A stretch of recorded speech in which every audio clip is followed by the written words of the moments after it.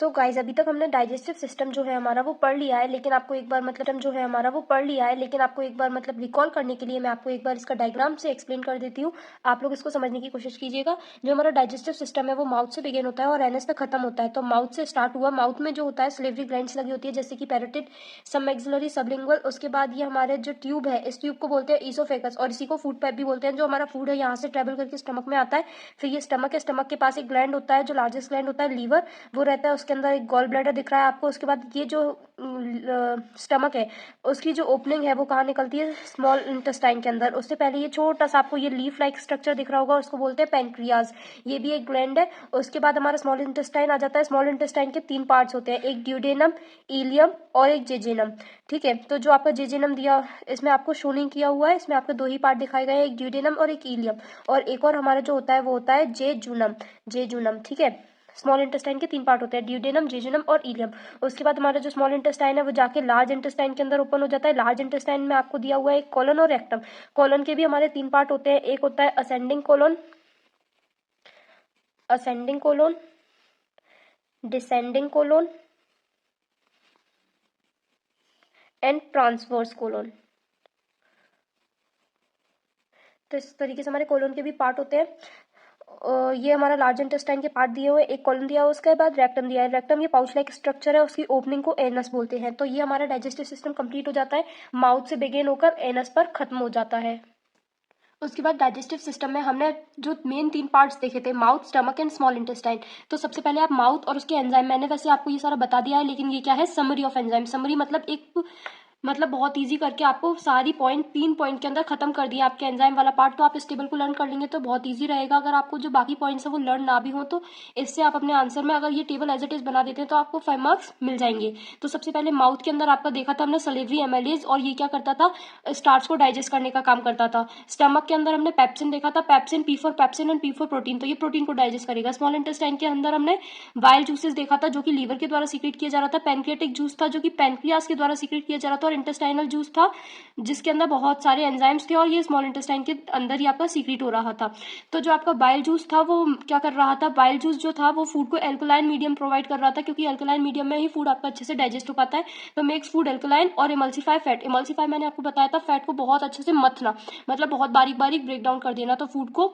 तो bile juice आपका fat को डाइजेस्ट करता है, बेसिकली ये इसका वर्क है। पैनक्रियाज जो पैनक्रियाटिक जूस है वो आपका प्रोटीन को और जो फैट बच गया है उसको और अच्छे से मल्सीफाई करेगा। उसके बाद इंटेस्टाइनल जूस आपका प्रोटीन को, कार्बोहाइड्रेट को, फैट को डाइजेस्ट करेगा। तो सबसे पहले आपको बेसिकली ये याद रखना है कि जो माउथ है वो स्टार्च को डाइजेस्ट करेगा, स्टमक के अंदर आपका प्रोटीन डाइजेस्ट होगा और जो रिमेनिंग प्रोटीन बच जाता है वो किसके अंदर डाइजेस्ट होगा, आपका स्मॉल इंटेस्टाइन के अंदर डाइजेस्ट होगा। तो स्मॉल इंटेस्टाइन के अंदर आपका प्रोटीन, फैट और कार्बोहाइड्रेट डाइजेस्ट होता है। तो मेनली जो आपका डाइजेशन का प्रोसेस है वो कहाँ पर परफॉर्म किया जाता है, स्मॉल इंटेस्टाइन के अंदर। तो सबसे अच्छे से जहाँ पर डाइजेस्ट होता है वो आपका स्मॉल इंटेस्टाइन। उसके बाद हमारा ये जो डाइजेशन है वो कंप्लीट हो जाता है। उसके बाद अपन आ जाते हैं रेस्पिरेशन पे। तो अभी तक अपन ने न्यूट्रिशन और डाइजेशन ये 2 चीजें पढ़ ली हैं। अब अपन आ जाते हैं नेक्स्ट टॉपिक के ऊपर जो कि हमारा है रेस्पिरेशन। रेस्पिरेशन क्या होता है, रेस्पिरेशन कुछ भी नहीं है। रेस्पिरेशन एक मतलब है ना, क्या है, एनर्जी का प्रोडक्शन। रेस्पिरेशन क्या है, production of energy in the form of ATP, मतलब एटीपी का बनना। तो रेस्पिरेशन में आप कुछ नहीं, आप ऑक्सीजन को लेते हैं, उसका यूज करते हैं फूड को ब्रेक डाउन करने में, जिससे कि आपकी एनर्जी फॉर्म हो जाए। और एनर्जी किस फॉर्म में फॉर्म होती है, एटीपी के फॉर्म में। तो वही रेस्पिरेशन है। रेस्पिरेशन के अंदर क्या होता है, ब्रेक डाउन होता है किस चीज का, कॉम्प्लेक्स हाई एनर्जी फूड का। कॉम्प्लेक्स फूड मतलब कि जो आपने चपाती वगैरह ली है या फिर राइस वगैरह, उस चीज का ब्रेकडाउन होगा, मतलब breakdown of complex food molecule into simple. अब ब्रेकडाउन हो रहा है तो कॉम्प्लेक्स वाला किस में टूटेगा, सिंपल में टूटेगा। और low energy food, high energy थी जो आपने कंज्यूम किया है वो बहुत ज्यादा एनर्जी वाला था, उसको लो एनर्जी फूड में कन्वर्ट किया जाएगा और फिर उसके बाद एनर्जी का रिलीज होगा। तो यही रेस्पिरेशन। रेस्पिरेशन कुछ भी नहीं है, कॉम्प्लेक्स फूड को सिंपल मॉलिक्यूल्स में तोड़ना और उसके बाद एनर्जी का बनना, यही रेस्पिरेशन है। तो रेस्पिरेशन कैसी है, एनर्जी रिलीजिंग प्रोसेस है। एनर्जी रिलीज हो रही है, एनर्जी कंज्यूम नहीं हो रही है। रेस्पिरेशन में आप एनर्जी नहीं लेते हैं बल्कि एनर्जी को प्रोड्यूस करते हैं, तो एनर्जी रिलीजिंग प्रोसेस है। ब्रीदिंग जो है वो आपकी एनिमल्स के अंदर होती है लेकिन प्लांट्स के अंदर ब्रीदिंग नहीं होती, क्योंकि मैंने जब आपको बेसिक पॉइंट्स बताए थे डिफरेंसेस के ब्रीदिंग और रेस्पिरेशन में, तो उसमें बताया था कि ब्रीदिंग आपका क्या है, गैसेस को अंदर और बाहर लेना, मतलब ऑक्सीजन को अंदर लेना, कार्बन डाइऑक्साइड को बाहर छोड़ना, ये ब्रीदिंग है। तो ये किसके अंदर हो रही है, एनिमल के अंदर हो रही है, लेकिन ये प्लांट्स के अंदर नहीं होती। प्लांट्स के अंदर रेस्पिरेशन होती है क्योंकि प्लांट्स के अंदर एनर्जी प्रोड्यूस होती है, लेकिन वो डायरेक्टली गैसेस को अंदर बाहर नहीं करते हैं, मतलब सांस अंदर लेना फिर छोड़ना। मतलब कि ब्रीथ इन और ब्रीथ आउट जो है वो आपका सिर्फ एनिमल्स में देखने को मिलेगा, जबकि वो प्लांट्स में नहीं मिलता है। तो रेस्पिरेशन आपके प्लांट और एनिमल दोनों में होती है, लेकिन ब्रीदिंग आपकी सिर्फ एनिमल में होती है।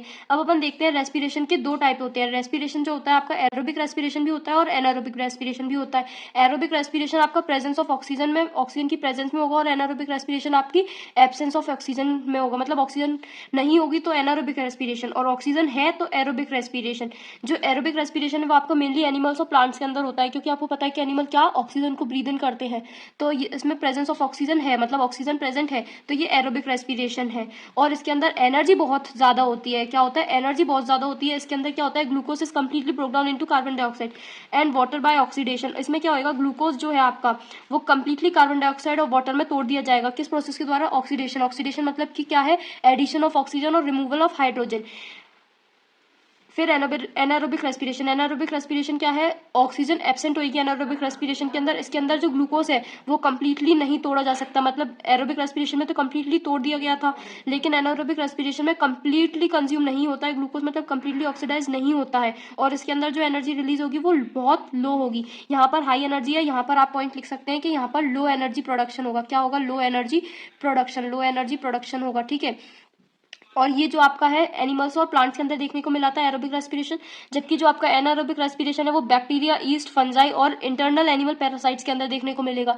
इंटरनल एनिमल पैरासाइट्स में आपको जैसे कि पता है एस्केरिस, जो अपने स्मॉल इंटेस्टाइन में, जो एक मतलब रिंग वॉर्म टाइप का एनिमल होता है जो अपने स्मॉल इंटेस्टाइन में हो जाता है, वो कैसा रेस्पिरेशन करता है? वो एनारोबिक रेस्पिरेशन करता है। उसके बाद आ जाता है फर्मेंटेशन। तो फर्मेंटेशन तो आप लोगों को पता ही है, फर्मेंटेशन कुछ भी नहीं होता। जो कि आप लोग डोसा, ढोकला, इडली ये सारी चीजें खाते हैं तो मम्मा बोलती है कि पहले बैटर को फर्मेंट करने रख देते हैं, तो वही जो है वो फर्मेंटेशन है। फर्मेंटेशन में कुछ भी नहीं होता। फर्मेंटेशन के अंदर जो आपके बैक्टीरिया, ईस्ट वगैरह है वो कार्बन डाइऑक्साइड को प्रोड्यूस करने लग जाते हैं, उसके कारण जो आपका बैटर है वो फूल जाता है, फ्लफी हो जाता है, सॉफ्ट हो जाता है, वही फर्मेंटेशन है। तो फर्मेंटेशन एनारोबिक रेस्पिरेशन है। एनारोबिक रेस्पिरेशन क्यों है? क्योंकि इसमें ऑक्सीजन की जरूरत नहीं पड़ती, ऑक्सीजन एब्सेंट होती है, और ये आपका बैक्टीरिया, ईस्ट के द्वारा किया जाता है। इसमें क्या होता है? CO2 प्रोड्यूस हो जाती है। CO2 प्रोड्यूस करते हैं कौन? बैक्टीरिया वगैरह। CO2 is produced by bacteria, east, ठीक है। तो उसके कारण क्या हो जाता है? आपका सब्सटेंस जो है फ्लफी होने लग जाता है और स्मॉल स्मॉल पोर्स भी दिखने लग जाते हैं, जैसे कि आपने स्विस चीज के अंदर देखा होगा,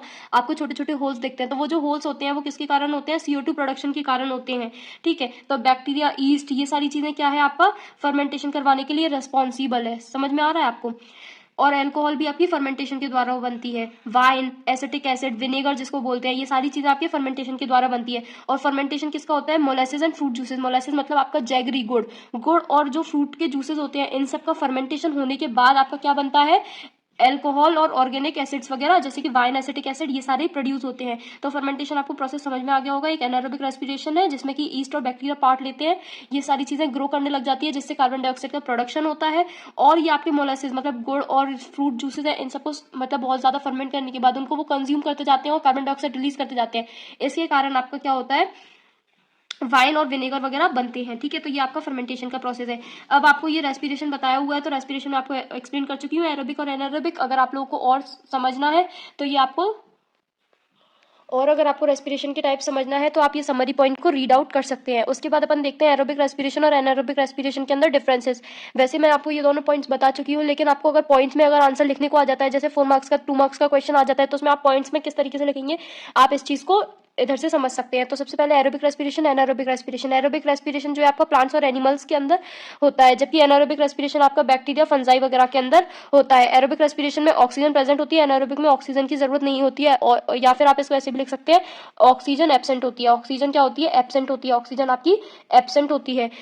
यहाँ पर एरोबिक रेस्पिरेशन में कंप्लीट ऑक्सीडेशन होगा, जबकि एनारोबिक रेस्पिरेशन में इनकम्प्लीट ऑक्सीडेशन होगा। एरोबिक रेस्पिरेशन के अंदर एनर्जी बहुत ज्यादा होगी, 38 ATP मॉलिक्यूल्स आपके प्रोड्यूस होंगे, जबकि एनारोबिक रेस्पिरेशन में एनर्जी बहुत कम प्रोड्यूस होगी और 2 ATP मॉलिक्यूल्स ही प्रोड्यूस हो सकते हैं। अब अपन देखते हैं कि एनिमल्स के अंदर रेस्पिरेशन क्या होता है। मतलब कि हर एक ऑर्गेनिज्म के अंदर जो रेस्पिरेशन है वो डिफरेंट डिफरेंट तरीके से होता है। जैसे किसी के अंदर स्किन के थ्रू रेस्पिरेशन होता है, मतलब रेस्पिरेशन को आप इजी टर्म में ऐसे समझ लीजिए गैसियस एक्सचेंज, तो वो किसके थ्रू होता है? स्किन के थ्रू होता है। अपने अंदर लंग्स के थ्रू होता है। तो इस तरीके से हर एक एनिमल में अलग अलग रेस्पिरेशन है। तो देखते हैं किस एनिमल में किस तरीके से रेस्पिरेशन होता है। तो exchange of oxygen and CO2 occur by, मतलब मैंने आपको बता दिया था गैसियस एक्सचेंज को ही रेस्पिरेशन समझ सकते हैं आप अभी थोड़ी देर के लिए। तो स्किन के थ्रू होता है, जैसे कि अर्थवर्म, अर्थवर्म की जो स्किन होती है वो मॉइस्ट होती है, इसलिए आपने देखा होगा अर्थवर्म ऊपर से गीला गीला सा दिखता है, तो वो उसकी स्किन मॉइस्ट होती है। है, उससे आपका क्या होता है, गैसियस एक्सचेंज होता है किसके अंदर, अर्थवर्म के अंदर। एक्वेटिक इंसेक्ट, ऐसे इंसेक्ट जो पानी में रहते हैं, पानी में है तो वहाँ डायरेक्टली ऑक्सीजन अवेलेबल नहीं है, ना कार्बन डाइऑक्साइड अवेलेबल है, तो वहाँ पर उनकी स्किन के थ्रू गैसियस एक्सचेंज होगा। फ्रॉग्स के अंदर भी आपको स्किन देखने को मिलेगा। फ्रॉग एक ऐसा एनिमल है जिसके अंदर आपको बहुत सारे टाइप के रेस्पिरेशन देखने को मिलेगा, जैसे फ्रॉग नॉस्ट्रल्स के थ्रू भी, स्किन के थ्रू भी, लंग्स के सारे फॉर्म में वो अपने रेस्पिरेशन परफॉर्म कर सकता है। एयर ट्यूब्स और ट्रेकिया है, किसी किसी एनिमल्स के अंदर ट्रेकिया और एयर ट्यूब्स प्रेजेंट होते हैं, जैसे ह्यूमंस के अंदर भी होते हैं। तो ग्रास एयर ट्यूब्स और trachea and grass open at the surface of the thorax and abdomen through pairs of spiracles, मतलब जो ट्रेकिया और एयर ट्यूब से ग्रास के अंदर, उसके अंदर पेयर्स ऑफ स्पाइरिकल्स भी प्रेजेंट होते हैं। तो जैसे अपने अंदर लंग्स होते हैं, वैसे हम लोगों में स्पाइरिकल्स होते हैं, जो कि कहाँ पर प्रेजेंट होएगा, थोरैक्स और एब्डोमेन रीजन में। जो अपना थोरैक्स और एब्डोमेन रीजन है, आप लोगों को पता होगा, तो वहाँ थोरैक्स और एब्डोमेन जो नीचे वाला पोर्शन होता है जहाँ पर सेक्स ऑर्गन्स प्रेजेंट होते हैं, उस रीजन को एब्डोमेन बोलते हैं। तो वहाँ पर स्पाइरिकल्स प्रेजेंट होते हैं। तो ग्रासहोपर और जो भी इंसेक्ट वगैरह है, कॉकरोचेस वगैरह, वो स्पाइरिकल्स के थ्रू रेस्पिरेशन परफॉर्म करते हैं। नेक्स्ट जो हमारा ऑर्गन है वो है gills. Gills are filamentous structure. Gills जो होते हैं वो फिशेस वगैरह के अंदर आपको देखने को मिल सकते हैं, जो कि फिशेस के अंदर होते हैं lateral side of head. Head के दोनों साइड, जो लेटरल साइड होता है, मतलब कि वो आपके इस साइड, जैसे हेड आपका ऐसे पोर्शन है वो लेटरल साइड होता है, तो यहाँ पर आपके क्या प्रेजेंट होंगे, गिल्स होंगे। ये कितने होते हैं, 4 to 5 होते हैं, और ये पेयर्स में भी हो सकते हैं। तो गिल्स के थ्रू रेस्पिरेशन कौन करेगा, फिशेस आपकी गिल्स के थ्रू रेस्पिरेशन करेंगे। उसके बाद लंग्स होता है, जो मोस्ट वर्टिब्रेट्स होते हैं, जिनके अंदर वर्टिब्रल ऑर्गन प्रेजेंट होता है, मतलब वर्टिब्रा आपकी प्रेजेंट होती है। वो जो एनिमल्स या ऑर्गेनिज्म है वो लंग्स के थ्रू रेस्पायर करते हैं, जैसे कि अपन लोग। They are hollow bag like frog और solid and spongy structures as found in humans. तो यहाँ पर होलो भी हो सकते हैं, होलो मतलब खोखले, जैसे कि फ्रॉग के अंदर, और सॉलिड भी हो सकते हैं, जैसे कि अंदर मैमल्स के अंदर। तो हमारी जो लंग्स है वो कैसी है, सॉलिड और स्पॉन्जी है, जबकि फ्रॉग की लंग्स जो है वो होलो है। तो अभी तक आपने देखा फ्रॉग लंग्स के थ्रू भी रेस्पायर कर सकता है, स्किन के थ्रू भी, और नॉस्ट्रल्स भी प्रेजेंट होते हैं फ्रॉग के अंदर। उसके बाद हम रेस्पिरेटरी सिस्टम के अंदर देखते हैं। रेस्पिरेटरी सिस्टम जो मैन का है, उसके अंदर क्या क्या होंगे, नॉस्ट्रल। नॉस्ट्रल्स मतलब आपको जो नोज है उसके अंदर 2 होल देखते हैं, उनको नॉस्ट्रल्स बोलते हैं। तो आपका रेस्पिरेटरी सिस्टम कहाँ से बिगिन हो जाता है, नॉस्ट्रल से बिगिन हो जाता है। तो नॉस्ट्रल एक्सटर्नल और इंटरनल दोनों हो सकते हैं, मतलब आपको बाहर से भी होल देखते हैं, और ये होल्स आपकी बॉडी के अंदर तक गए हुए हैं। नॉस्ट्रल होता है, उसके बाद आ जाता है आपका फेरिक्स, उसके बाद लेरिक्स, ट्रेकिया और विंड पाइप। ट्रेकिया को आप विंड पाइप भी बोल सकते हैं, जिस तरीके से फूड पाइप था उस तरीके से विंड पाइप भी होता है। 2 bronchia that enter into right and left lung. जो आपकी लंग्स है वो पेयर में होती है, तो एक राइट लंग होती है, एक लेफ्ट लंग होती है, and each divide and redivide into bronchioles. उसके बाद वो ब्रोंक्यूल्स में डिवाइड हो जाती है, एलियोलर डक्ट, और उसके बाद एट्रियम में जाएगी, और फिर एल्वियोलाई के अंदर ओपन हो जाएगी, और आपका रेस्पिरेशन यहाँ खत्म हो जाएगा। अब ये आपको ये सारे स्ट्रक्चर के नेम्स थे, ये आपको लर्न होने चाहिए, लेकिन आपको ऐसे समझ में नहीं आएगा। मैं आपको डायग्राम के थ्रू समझाती हूँ कि आपका रेस्पिरेशन कैसा होता है, रेस्पिरेटरी सिस्टम ह्यूमन के अंदर कैसा होता है, तो आपको सारा इजीली समझ में आएगा। आपको रेस्पिरेटरी पैसेज में आपको डायग्राम के थ्रू समझाती हूँ। जो आपका ह्यूमन रेस्पिरेटरी सिस्टम है वो नॉस्ट्रल से बिगिन हो जाता है। ये आपकी नोज है, नोज के पास में आपको नॉस्ट्रल्स दिख रहे हैं। नॉस्ट्रल से वो सीधे फेरिक्स के पास जाता है, यहाँ पर आपको एपिग्लॉटिस दिख जाएगा, और फूड पाइप वगैरह होता है। एपिग्लॉटिस कुछ भी नहीं होता, जो आपका फूड है वो विंड पाइप के अंदर, आप मतलब जो फूड है आपका, वो फूड पाइप की जगह विंड पाइप में ना चला जाए, इसलिए वहां पर एक स्ट्रक्चर प्रेजेंट होता है जो कि फूड पाइप को कवर कर लेता है, उसको एपिग्लॉटिस बोलते हैं। तो नॉस्ट्रल्स के बाद वो एपिग्लॉटिस आ गया, यहाँ पर आपका विंड पाइप दिखाई दे रहा है आपको। ये विंड पाइप के अंदर आपकी जो एयर है वो जाएगी, विंड पाइप से आपकी लेरिक्स के पास जाएगी। लेरिक्स को वॉइस बॉक्स भी बोलते हैं, यहाँ से आपका साउंड प्रोड्यूस होता है। फिर लेरिक्स के बाद वो नीचे नीचे जाएगी, जो कि आपकी ट्रेकिया से होते हुए कहाँ जाएगी, दोनों लंग्स के पास। लेकिन लंग्स इस तरीके से है, यहाँ पर आपको देखने को मिलेगा कि ब्रोंकस प्रेजेंट होते हैं, ब्रोंकस होते हैं। उसके बाद ब्रोंकस जो होता है वो आपका डिवाइड कर जाता है किसके अंदर, ब्रोंक्यूल्स के अंदर। और ब्रोंक्यूल्स की जो एंडिंग होती है वहां पर एक स्वेलन बलून लाइक स्ट्रक्चर देखने को मिलता है, इसको अपन एल्वियोलाई बोलते हैं। तो सबसे पहले देखिए आपका ये जो है ये आपका रेस्पिरेटरी सिस्टम है। तो ये नीचे से आपका डायफ्राम लगा हुआ है, डायफ्राम के ऊपर आपकी 2 लंग्स रखी हुई हैं, जो पाउच लाइक स्ट्रक्चर है, पाउच लाइक स्ट्रक्चर है। उस फिर स्टार्ट कहाँ से होता है, नॉस्ट्रल से। नॉस्ट्रल्स के बाद वो ट्रेवल करता है ट्रेकिया के अंदर, ट्रेकिया से फिर लेरिक्स के अंदर, यहाँ से वो आपका देखने को जाएगा ट्रेकिया। ट्रेकिया के ऊपर ये जो लगे हुए हैं रिंग लाइक स्ट्रक्चर्स, इनसे होते हुए जाएगा, लेकिन फिर ये आपका डिवाइड कर जाएगा। डिवाइड करने के बाद ये कहाँ जाएगा, ब्रोंकस के अंदर। ब्रोंकस आप पर फिर से डिवाइड कर जाएगा और ब्रोंक्यूल्स में टूट जाएगा। ब्रोंक्यूल्स आपके एल्वियोलाई से कनेक्ट होती है, और एल्वियोलाई के अंदर ही आपका क्या होता है, गैसियस एक्सचेंज टेक प्लेस करता है। मतलब एल्वियोलाई आपका बलून लाइक स्ट्रक्चर है, यहीं से आपकी जो ऑक्सीजन और कार्बन डाइऑक्साइड है, कार्बन डाइऑक्साइड और ऑक्सीजन, इनका एक्सचेंज होता है। अब जितने भी आपके रेस्पिरेटरी सिस्टम में जो पार्ट्स इन्वॉल्व है उन सबको 1 बाय 1 डिटेल में कवर करते हैं। तो सबसे पहले एल्वियोलाई। एल्वियोलाई आपके जो थिन वॉल्ड होते हैं। थिन वॉल्ड क्यों होते हैं, क्योंकि यहाँ पर आपका गैसियस एक्सचेंज टेक प्लेस करेगा, गैसियस एक्सचेंज होगा। गैस को एक्सचेंज करने के लिए पतली सी दीवार चाहिए, मोटी सी। आप खुद बताइए, अगर एक पतला सा कर्टेन लगा हुआ है तो आप उसको ईजिली पास आउट कर सकते हैं, मतलब उसके थ्रू आप जा सकते हैं, या फिर एक वॉल होगी उसके थ्रू आप जा सकते हैं। तो वॉल को आप कभी भी मतलब क्रॉस नहीं कर पाएंगे, लेकिन आप कर्टेन को क्रॉस कर लेंगे। तो इस तरीके से एल्वियोलाई में थिन वॉल्ड होती है। थिन वॉल्ड इसलिए होती है, पतली सी दीवार होती है और बलून लाइक स्ट्रक्चर होता है जो कि ब्लड कैपिलरीज से सराउंड होता है, मतलब वहाँ पर ब्लड की सप्लाई होती रहती है। क्यों? क्योंकि वहाँ पर गैसियस एक्सचेंज हो रहा है, तो किसी ना किसी न्यूट्रिशन की जरूरत पड़ेगी, तो ब्लड कैपिलरीज होती है, उसके थ्रू ब्लड का सप्लाई वहाँ पर होता रहता है। उसके बाद हमारा आ जाता है लैरिक्स। लैरिक्स को अपन ने वॉइस बॉक्स भी बोला था। क्यों? क्योंकि ये साउंड प्रोड्यूस करता है, तो बॉक्स लाइक होता है जो कि साउंड प्रोड्यूसिंग ऑर्गन है। तो लैरिक्स आपका साउंड प्रोड्यूसिंग ऑर्गन है जो कि कहाँ पर प्रेजेंट है? विंड पाइप के टिप पर। जो आपका विंड पाइप है उसकी जो टिप है उस पर क्या प्रेजेंट होएगा? लैरिक्स प्रेजेंट होएगा। लैरिक्स आपका साउंड प्रोड्यूसिंग बॉक्स है जिसको वॉइस बॉक्स भी बोलते हैं, और ये कार्टिलेजेस के द्वारा सपोर्ट किया जाता है। जो आपको रिंग लाइक स्ट्रक्चर्स दिख रहे थे वो आपके क्या थे? कार्टिलेज थे। कार्टिलेज इसको सपोर्ट करते हैं। कार्टिलेज क्यों सपोर्ट करते हैं? मतलब ये पेंसिल है, अब इसको ये मेरा जो हैंड है मैं इस तरीके से रिंग बनाई हुई हूँ। क्यों? क्योंकि इसको सपोर्ट प्रोवाइड कर सकूँ और ये स्ट्रेट रहे। पर अदरवाइज क्या होगा? अगर ये वॉइस बॉक्स है ना वो आपका चिपक जाएगा, तो उसको चिपके ना, इसलिए क्या प्रेजेंट होते हैं? कार्टिलेज प्रेजेंट होते हैं। और साउंड जो आपका प्रोड्यूस होता है वो वाइब्रेशन के फॉर्म में प्रोड्यूस होता है। ठीक है, उसके बाद आ जाता है आपका एपिग्लॉटिस। विंड पाइप की ओपनिंग को आप ग्लॉटिस बोलते हैं, और विंड पाइप की ओपनिंग के ऊपर एक स्ट्रक्चर प्रेजेंट होता है जिसको एपिग्लॉटिस बोलते हैं। क्यों? क्योंकि आपका फूड है उसको डायरेक्टली कहाँ जाना है? फूड पाइप के अंदर। लेकिन फूड पाइप और विंड पाइप आपके दोनों इस तरीके से प्रेजेंट होते हैं। तो ये फूड पाइप है, ये विंड पाइप है। फूड को थोड़ी पता है कि मेरे को फूड पाइप के अंदर जाना है, वो आपका विंड पाइप के अंदर भी जा सकता है। लेकिन विंड पाइप के ऊपर एक इस तरीके से स्ट्रक्चर प्रेजेंट होता है जिससे आपका फूड जब जाता है तो वो इस तरीके से क्लोज हो जाता है। इस तरीके से क्या हो जाता है? क्लोज हो जाता है। तो आपका जो फूड है वो विंड पाइप के अंदर नहीं जा पाता, तो उसी को एपिग्लॉटिस बोलते हैं। उसके बाद प्लूरा। प्लूरा आपका कुछ भी नहीं है, ये क्या है? मेम्ब्रेन है जो कि आपकी लंग को कवर की हुई होती है, मतलब आपकी लंग के ऊपर एक फोल्डिंग टाइप पड़ी हुई होती है, उसको प्लूरा बोलते हैं। तो pleura is a pair of thin membranes covering each lung. In between this membrane is present the pleural cavity containing pleural fluid. आपकी जो लंग्स है उसके, सपोज आपकी ये लंग है, इधर क्या होगा? आपकी प्लूरा प्रेजेंट होगी। प्लूरा प्रेजेंट होगी, ये क्या होगी? मेम्ब्रेन प्रेजेंट होती है, इसके अंदर क्या भरा हुआ होता है? Pleural fluid. ये प्लूरल फ्लूइड क्या करता है? शॉक एब्जॉर्बिंग होता है। शॉक एब्जॉर्बिंग होता है मतलब एकदम से कुछ भी आपको झटका लगा, शॉक एब्जॉर्बिंग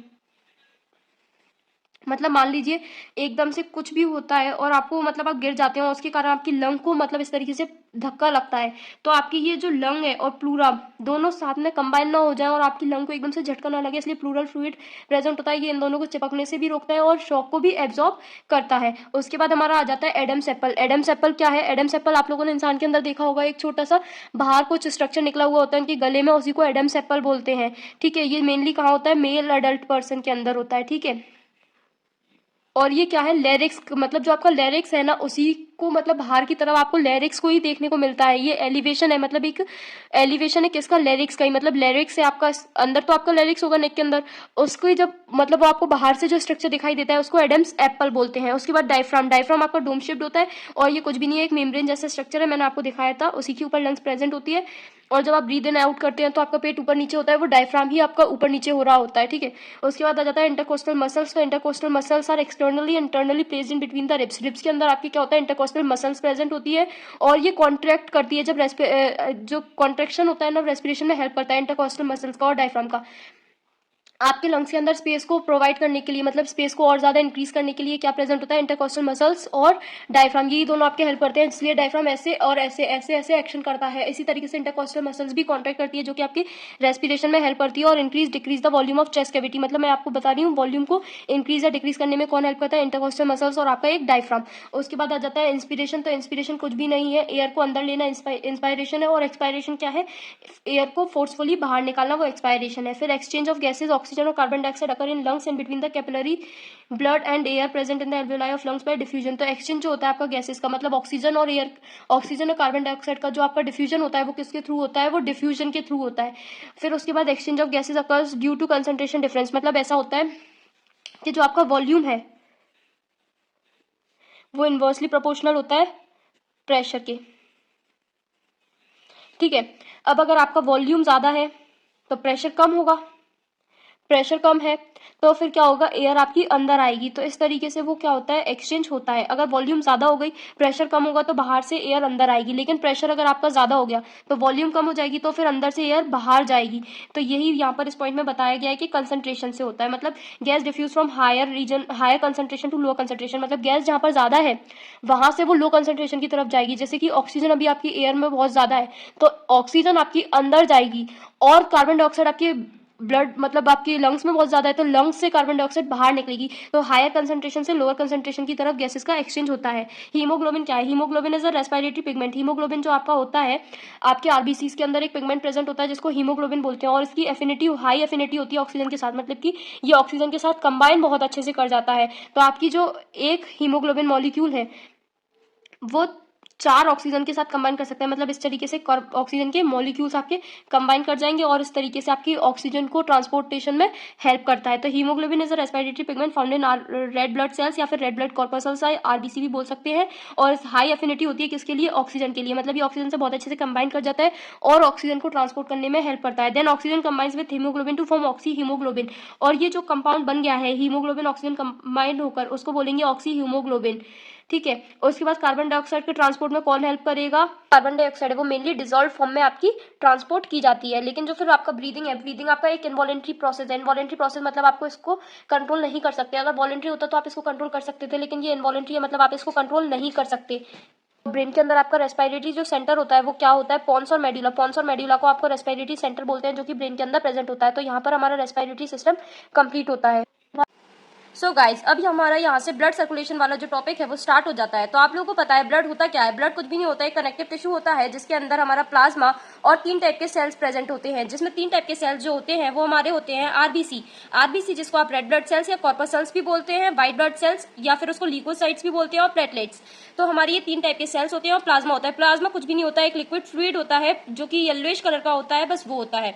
प्लाज्मा के अंदर हमारा 90% वाटर होता है। प्लाज्मा प्रोटीन्स होते हैं, मिनरल सॉल्ट्स होते हैं, न्यूट्रिएंट्स मटेरियल होते हैं, और जो हमारा नाइट्रोजनस वेस्ट है जैसे कि यूरिया, यूरिन में जो निकलता है उस टाइप के वेस्ट प्रोडक्ट्स होते हैं, हार्मोन्स होते हैं, एंजाइम्स होते हैं और गैसेस होती है। उसके अलावा हमारा प्लाज्मा में कुछ भी नहीं होता है। प्लाज्मा को आप मेनली 90% वाटर होता है इसलिए आप वाटर की तरह ट्रीट कर सकते हैं, और हमारे सेल्स होते हैं रेड ब्लड सेल्स जो होते हैं हमारे वो स्फेरिकल होते हैं और बाइकॉन्केव होते हैं। लेकिन जो हमारी मैच्योर आरबीसी होती है वो अनन्यूक्लिएटेड होती है, मतलब नॉन न्यूक्लिएटेड होती है, जिसको अपन ई न्यूक्लिएटेड भी बोलते हैं। ई न्यूक्लिएटेड हमारी जो आरबीसी होती है और उसकी लाइफ स्पैन हमारी अप्रॉक्स 120 डेज होती है। और आरबीसी हमारी रेड कलर की इसलिए होती है क्योंकि उसके अंदर एक पिगमेंट मिलता है जिसको हम हीमोग्लोबिन बोलते हैं, जो कि रेड कलर का होता है। और ये हमारी, जैसे कि आपको इसके पहले मैंने बताया था जब ऑक्सीजन ट्रांसपोर्ट और CO2 ट्रांसपोर्ट बताया था, तो उसमें बताया था कि जो हमारी ऑक्सीजन होती है उसकी बहुत ज्यादा हाई एफिनिटी होती है आरबीसी के साथ, तो वो हमारी ऑक्सीजन को ट्रांसपोर्ट करने में भी हेल्प करता है। उसके बाद हमारा यहाँ पर ब्लड जो है वो कंप्लीट हो जाता है। उसके बाद हमारा ह्यूमन हार्ट आ जाता है जिसके अंदर 4 चैम्बर्स होते हैं, जो कि आप अपनी बेसिक 8th और 7th क्लास से पढ़ते हुए आ रहे हैं, जिसके अंदर हमारे 2 एट्रिया होते हैं और 2 वेंट्रिकल्स होते हैं। जो हमारी राइट एट्रिया है जिसको ऑरिकल भी बोलते हैं वो ज्यादा बड़ी होती है, और जो राइट साइड होता है हमारा हार्ट का वो डीऑक्सीजनेटेड ब्लड को कैरी करता है, जबकि लेफ्ट साइड जो होता है वो ऑक्सीजनेटेड ब्लड को कैरी करता है। जो राइट एट्रिया होती है वो जो होती है वो डीऑक्सीजनेटेड ब्लड को कैरी करती है। अरोटा फिर अराइज हो जाती है जो कि लेफ्ट वेंट्रिकल तक हमारे ब्लड को लेकर जाती है, जो कि ऑक्सीजनेटेड ब्लड को बॉडी से कहाँ लेकर जाती है? Left ventricle. तो अरोटा जो होती है वो ऑक्सीजनेटेड ब्लड को सारी बॉडी से कलेक्ट करती है और उसके बाद कहाँ लेकर जाती है? लेफ्ट वेंट्रिकल तक लेकर जाती है। उसके बाद आ जाता है पल्मोनरी अरोटा। पल्मोनरी अरोटा जो होती है वो राइट वेंट्रिकल से स्टार्ट होती है और ये डीऑक्सीजनेटेड ब्लड को लंग्स तक लेके जाती है, क्योंकि लंग्स हमारे ब्लड को फिल्टर आउट करती है। उसके बाद हमारा आ जाता है ब्लड सर्कुलेशन। तो ब्लड सर्कुलेशन जो होता है ह्यूमन के अंदर वो क्लोज सर्कुलेटरी सिस्टम होता है और डबल सर्कुलेशन हमारे ब्लड का हमारे हार्ट के थ्रू होता है। उसके बाद आ जाता है कॉर्डिनेट टेंडनी। जो कॉर्डे टेंडनी होती है वो कॉर्ड लाइक स्ट्रक्चर्स होते हैं जो कि हमारे वॉल्स को कनेक्ट करती है। जब अपन ह्यूमन हार्ट देखेंगे तो उसके अंदर आपको ये सारे जो पॉइंट्स है वो सारे क्लियर हो जाएंगे, क्योंकि अभी इसके अंदर नेम्स दिए हुए हैं जिससे आपको ये समझ में अच्छे से नहीं आएगा, लेकिन आप उसको सिर्फ रीड आउट कर लीजिए। उसके बाद हमारा आ जाता है कार्डियक साइकिल। जो भी हमारी एक हार्ट साइकिल होती है उसको कार्डियक साइकिल बोलते हैं, जिसके अंदर हमारा सिस्टोल और डायस्टोल होता है। सिस्टोल और डायस्टोल, जो डायस्टोल होता है वो हमारा क्या होता है? रिलैक्सेशन वाली प्रोसेस होती है, और जो सिस्टोल होता है वो कॉन्ट्रेक्शन वाली प्रोसेस होती है।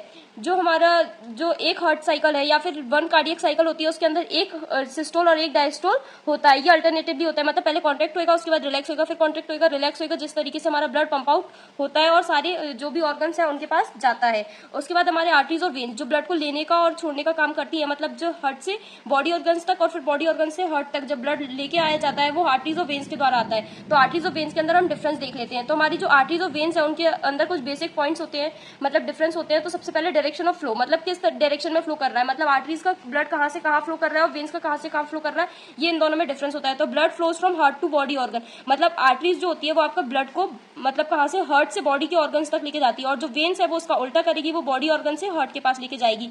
आर्टरीज हमारी ऑक्सीजनेटेड ब्लड को कैरी करती है, लेकिन इसमें एक एक्सेप्शन है जो है पल्मोनरी आर्टरी वाला, और वेन हमारे डीऑक्सीजनेटेड ब्लड को कैरी करेगी, जिसमें भी एक एक्सेप्शन है जो है पल्मोनरी वेन का। तो दोनों में पल्मोनरी जो है वो दोनों एक्सेप्शन है। उसके बाद हमारा आ जाता है जो आर्टरीज होती है उसके अंदर हाई प्रेशर होता है और हाई स्पीड में ब्लड लेके जाया जाता है, क्योंकि बॉडी ऑर्गन्स तक जाना है और ऑर्गन्स बहुत ज्यादा है, तो ब्लड जो हमारे हार्ट से है वो बहुत ज्यादा प्रेशर के साथ रिलीज आउट होएगा, जिससे वो सारे ऑर्गन्स तक पहुंच सके। उसके बाद जो वेन्स है उसके अंदर लो प्रेशर होता है और लो स्पीड होती है। जब डिफरेंसेस की बात आती है तो आप दोनों पॉइंट्स को उल्टा करके लिख देंगे तो वो डिफरेंस बन जाते हैं। इसके बाद हमारा वॉल आ जाता है। जो आर्टरीज की वॉल होती है वो थिक होती है और इलास्टिक होती है और नॉन कोलेप्सिबल होती है, मतलब कोलेप्स नहीं करती, मतलब आपस में जाकर टकराती नहीं है, जिसके कारण रप्चर नहीं होती। और जो वेन्स होती है, वेन्स की वॉल जो होती है थिन होती है और नॉन इलास्टिक होती है।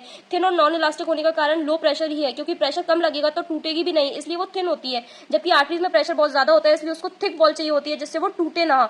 जो आर्टरीज का ल्यूमेन होता है, ल्यूमेन मतलब जो खाली स्पेस है, इस तरीके से अगर आपकी आर्टरी है तो इसके बीच का जो ये खाली स्पेस है इसको ल्यूमेन बोलते हैं। तो जो आर्टरीज का ल्यूमेन होता है वो नैरो होता है और जबकि वेन्स का ल्यूमेन वाइड होता है। जब इसकी पोजीशन की बात करें तो आर्टरीज जो होती है वो आपके डीपर पार्ट ऑफ बॉडी के अंदर लोकेटेड होती है, जबकि वेन्स आपकी स्किन के क्लोज ही दिखती है। जो आपको ब्लू ब्लू कलर की, आपको जिन्हें नस बोलते हैं, आपकी स्किन के ऊपर जो दिखती है वो आपकी वेन्स होती है, जबकि आर्टरीज अंदर की तरफ होती है जो कि आपको बाहर से दिखाई नहीं देती है। आर्टरीज की जो इंटरनल वाल्व्स होती है वो एब्सेंट होती है, जबकि वेन्स के अंदर इंटरनल सेमिनुलर वाल्व्स प्रेजेंट होती है, जिससे क्या होता है आपका ब्लड जो है वो बैक फ्लो नहीं करता है, क्योंकि बॉडी ऑर्गन से ब्लड हार्ट के पास आया है। अब वो जो बॉडी ऑर्गन से आया तो वो डीऑक्सीजनेटेड ब्लड होगा, और डीऑक्सीजनेटेड ब्लड जब आपके हार्ट के अंदर जाएगा तो वहां से उसको फिर ऑक्सीजनेटेड करना पड़ेगा, मतलब उसको फिल्टर आउट करके लंग्स फिर उसको ऑक्सीजनेटेड करके हार्ट के पास भेजेंगे और हार्ट उसको पंप करेगा वापस बॉडी ऑर्गन के पास। लेकिन अगर आपका डीऑक्सीजनेटेड ब्लड अगर बैक फ्लो कर जाता है और वो बॉडी ऑर्गन के पास चला जाता है तो आपकी जो बॉडी है उसमें के अंदर ऑक्सीजन की कमी हो जाएगी, जिससे आपके ऑर्गन्स प्रॉपर्ली फंक्शन नहीं करेंगे। इसलिए बैक फ्लो को रोकने के लिए वहां पर सेमिलुलर वॉल्स प्रेजेंट होती हैं।